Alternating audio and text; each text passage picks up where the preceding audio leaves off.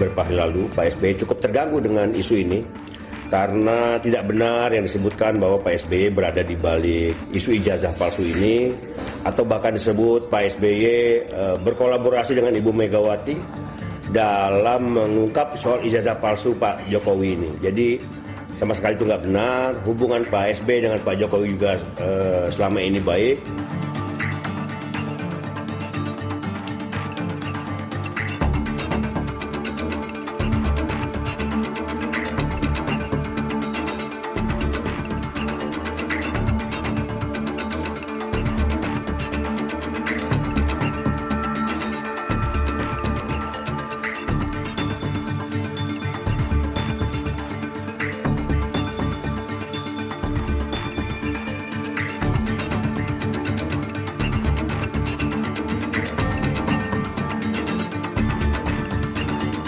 Tersebut. Jadi sekali lagi, dukungan saya kepada partai tersebut itu untuk membuktikan bahwa memang saya sudah tidak ada lagi hubungan dengan partai tersebut secara garis perintah, tapi secara hormat, secara hablum minanas ya, saya tetap berhubungan baik dengan semua yang ada di situ karena saya tipe orang yang bukan berkhianat terhadap partai yang pernah kami sama-sama saling membesarkan.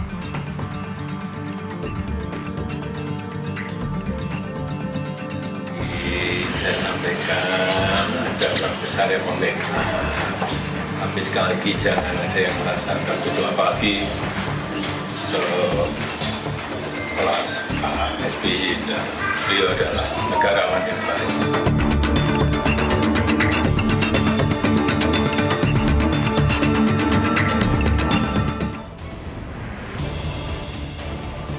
Disiarkan langsung dari Studio 2 CNN Indonesia. Inilah Head to Head di Elvira.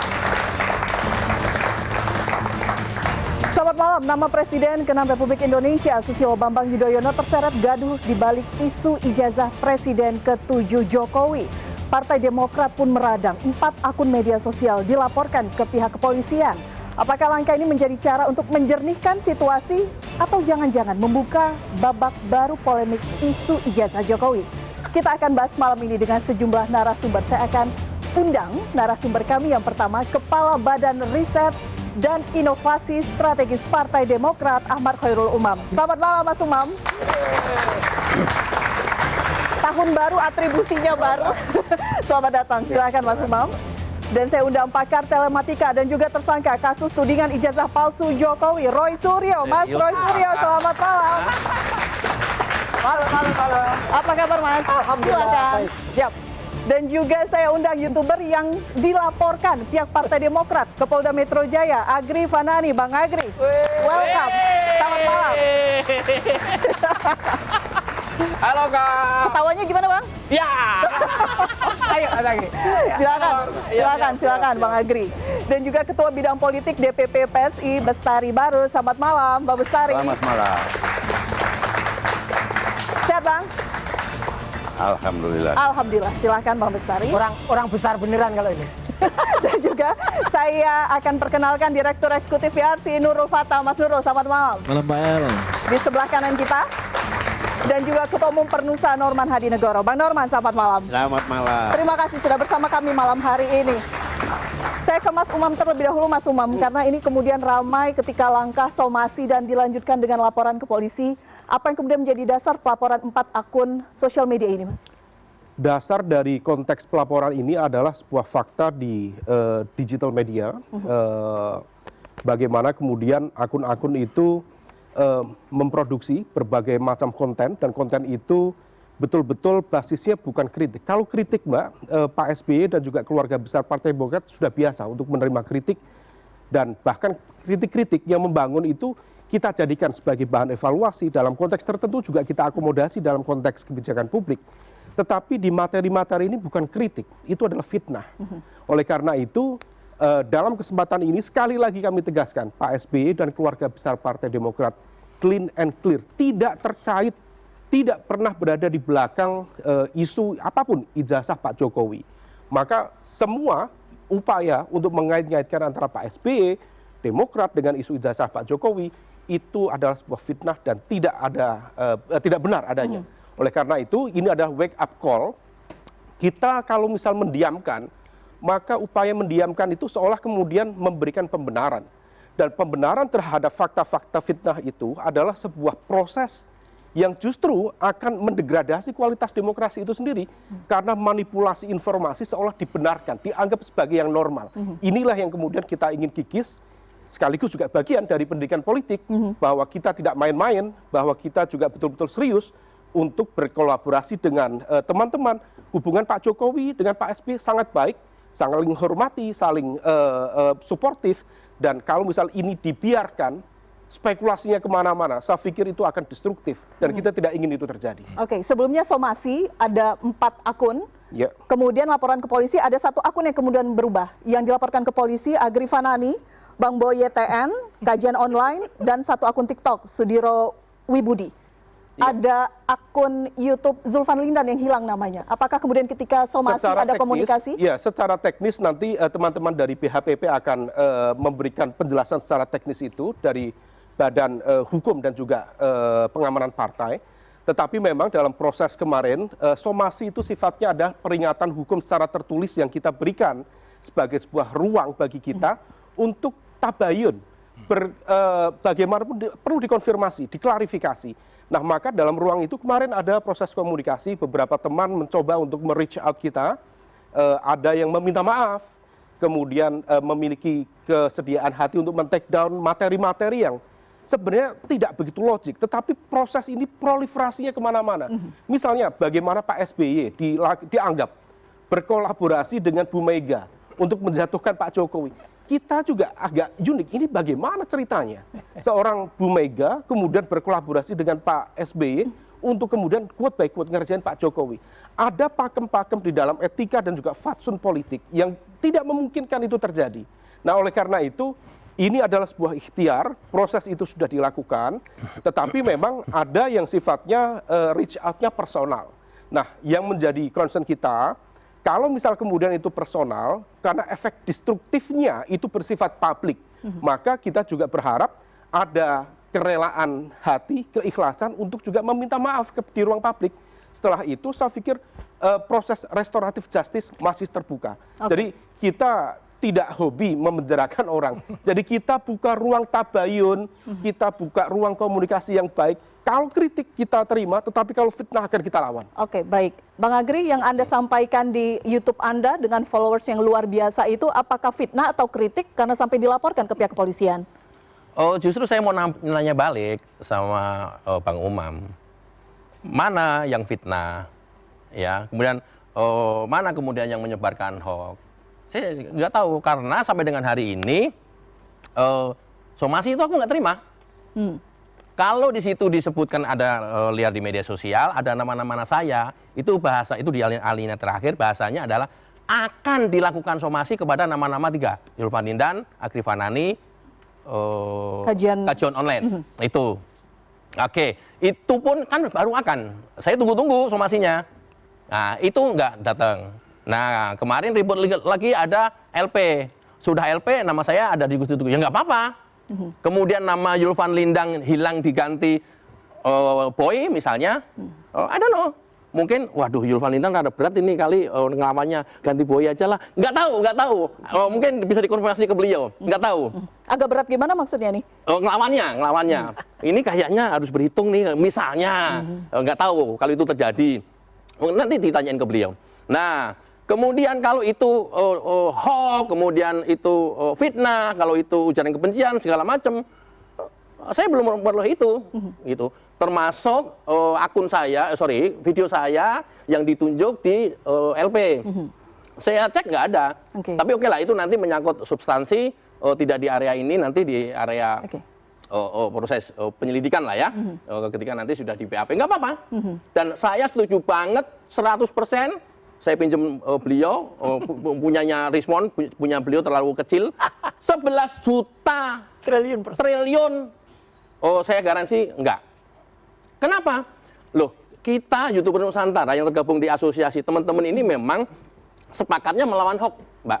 Oke, jelaskan kepada publik, YouTuber Nusantara itu apa, anggotanya ada berapa, dan konsistensi isu atau tema yang diangkat seperti apa? YouTuber Nusantara ini sedikit ya, minta waktu sejam lah kira-kira ya. Berawal dari teman-teman YouTuber yang memang tumbuh secara organik, nggak diorganisir, nggak digerakkan, nggak disuruh, nggak diperintah siapapun. Nah, dari sana kemudian karena kita sama nisnya, ya membela Pak Jokowi dalam hal ini, mengawal program-program pemerintah yang pro rakyat. Kemudian kita sepakat, yuk kita berkumpul yuk. Itu 1 tahun yang lalu. Tapi teman-teman YouTuber yang lain itu sudah yang 5 tahun, 7 tahun, sudah yang 10 tahun. Benar-benar organik, Mbak. Nah, dari sana kemudian, yaudah ini sepertinya media sosial kita sekarang ini nggak sehat. Setuju banget, Bang Umam. Setuju banget. Nggak sehat, banyak hoax, banyak perkiraan, nggak karu-karuan. Nah, itulah kemudian tugas kita, komitmen kita untuk melawan itu. Kalau kemudian hari ini dilaporkan Mas Umam, Bang Agri, mohon maaf saya potong. Tugas Anda melawan ini ada yang menugaskan kepada YouTuber? tugas kita, tugas saya, tugas teman-teman semuanya. Oke. Jauh hari sebelum ada YouTuber Nusantara, ini sudah terjadi, sudah dilakukan sama teman-teman. Oke. Gitu. Berarti bukan by orderan tertentu? No, justru lagi mau tak tawarin ini, PSI mau, Demokrat mau. Loh, seriusan. Loh, kenapa kemudian kita nggak dirangkul? Karena kita juga selalu membela pemerintah loh. Tidak di sisi yang ada, cek aja semuanya. Gitu. Selama ini siapa yang membela pemerintah? Yang ada juga kan serangan-serangan terus. Termasuk Aceh, bencana Aceh. Luar biasa. Siapa yang peduli terhadap itu? YouTuber Nusantara. Siapa yang peduli membentengi Pak Jokowi? Karena itu hoax, fitnah yang luar biasa. YouTuber Nusantara. Itu. Nah, karena mungkin hari ini atau belakangan ini memang serangannya banyak ke Pak Jokowi, akhirnya banyak kita dituduh beraliansi dengan Pak Jokowi, ada hubungannya ke sana. Ya nggak apa-apa. Tapi bahwa saya setuju Bang Umam, ini media sosial kita ini kita harus lawan. Berarti Anda membantah apa yang Anda sampaikan di YouTube? Tidak benar. Buktikan aja nanti. Oke, itu semua fakta, berdasarkan fakta. Oke, baik. Yes, misalnya nih ya, kalau yang ditunjuk beliau itu adalah insert video saya yang ada dalam satu konten itu, Mbak, kalau Mbak membawakan berita, bukankah Mbak mengambil narasumber? Bukankah Mbak mengambil cuplikan video itu? Persis itu yang gua lakuin. Itu. Kalau itu yang diklaim beliau. Itulah ya. Oke. Itu nggak tahu. Oke. Yang diklaim seperti apa? Nanti kita proses dalam fakta persidangan. Konteksnya begini, bahwa dalam konteks ini materi-materi bukti itu sudah diajukan kepada pihak penyidik dan proses itu nanti akan bergulir. Kita juga hargai tadi yang disampaikan oleh Bang Agri, itulah yang kemudian kita harapkan. Ada proses klarifikasi. Kalau misal memang tidak disampaikan. Tapi somasinya saja tidak sampai, Mas. Begini, somasi itu disampaikan di ruang publik. Adapun nama-nama itu tentu secara otomatis dia akan terinfo. Proses inilah yang kemudian kita berharapkan ada goodwill dari semua pihak. Dan buktinya beberapa teman, termasuk misalnya salah satunya kajian online, reach out, meminta maaf, men-take down beberapa materi yang kita sampaikan itu tidak benar. Dan itu sebagai sebuah bagian dari upaya untuk, ya ini bagian dari pendidikan politik. Bukan pendidikan politik, Mbak. Sorry, dalam konteks aku potong. Karena si kajian online, dia sudah take down, dia sudah minta maaf, dilaporkan juga keluar di LP nama itu. Iya, betul. Karena apa? Buat apa? Karena efek destruksinya itu kemudian masih beralasan lebih lain besar. lagi kan. Nah, maka di dalam konteks itu yang kita kebenaran. inginkan proses itu disampaikan lebih terbuka. Kalau misal kemudian nanti diterbuka, restoratif justice sangat terbuka. Nah, ini yang kemudian kita letakkan basisnya klarifikasi. Kalau sudah, all good, nggak ada masalah dengan itu. Sudah, Mas. Sudah, kajian online sudah, minta kajian maaf online sudah, yang lain belum. Sudah. Yang lain belum. No. Itu kajian online juga sudah kemudian melakukan dan kita infokan kepada yang bersangkutan. Dia muncul namanya di LP. Betul. Terus lantas buat apa mereka juga minta maaf dan klarifikasi? Itu juga bagian dari upaya untuk memberikan ruang terbuka supaya kemudian nanti permohonan maaf, klarifikasi. Karena apa, Mas? Efek destruksi dari video-video itu luar biasa. Dan kita tidak mudah berkejaran dengan efek destruksi itu. Upaya kita mengklarifikasi one by one, satu persatu. Sementara spiral efeknya kemana-mana. Gambaran inilah yang kemudian akan kita lawan. Mas Umam baru merasakan itu baru sekarang ini ya? Oh, sudah banyak, sudah lama. 10 tahun ini yang lalu dari itu. Pak Jokowi dihabisin itu nggak berasa? Kita sudah mencermati itu cukup banyak. Lantas dan ini kita nggak boleh membentengi Pak Jokowi? Persoalannya adalah seperti Anda membentengi Pak SBY misalnya? Loh, siapapun, siapa yang kemudian Boleh dong. dalam konteks Ketika ini, saya membentengi Pak sebentar, Jokowi, Mas, dalam kemudian konteks saya ini, harus kita menyinggung-nyinggung Pak menghormati, SBY. bahkan Oke, tunggu siapapun, sebentar, Mas. Pak Jokowi juga berhak untuk mendapatkan hidup yang tenang. Beliau juga kemudian berhak untuk mendapatkan ruang yang space dalam konteks ini dihormati.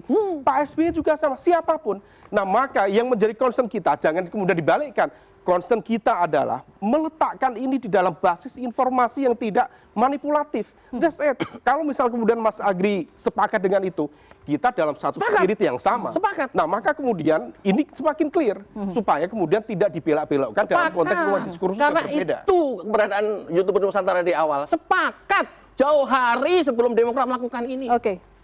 Apakah kemudian ini respon dari ramainya juga? Kita tahu tidak hanya dari Bang Agri Loh, dan Mbak, kawan-kawan, bayang- tapi Mas Roy Suryo dan kawan-kawan juga membuat akun-akun YouTube dan analisa yang sama. Kita akan bahas usai jeda. Tetap bersama kami.